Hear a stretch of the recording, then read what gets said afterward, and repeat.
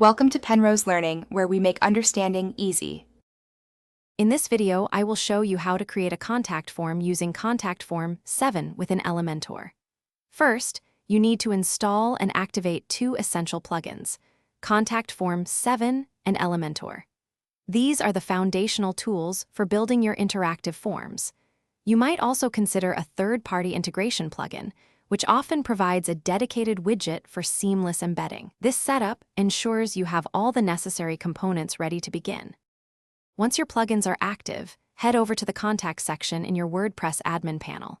Here, you will click Add New to start building your form.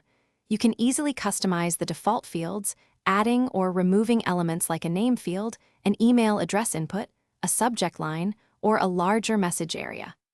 After arranging your desired fields, remember to save your form. This action generates a unique shortcode that we will use in the next step. Now it's time to integrate your newly created form into an Elementor page. Open the page or post where you want the form to appear using the Elementor editor. Search for the shortcode widget and drag it onto your page. Paste the unique shortcode you copied from Contact Form 7 directly into this widget. If you installed an integration plugin, you might find a specific Contact Form 7 widget, offering even more direct control.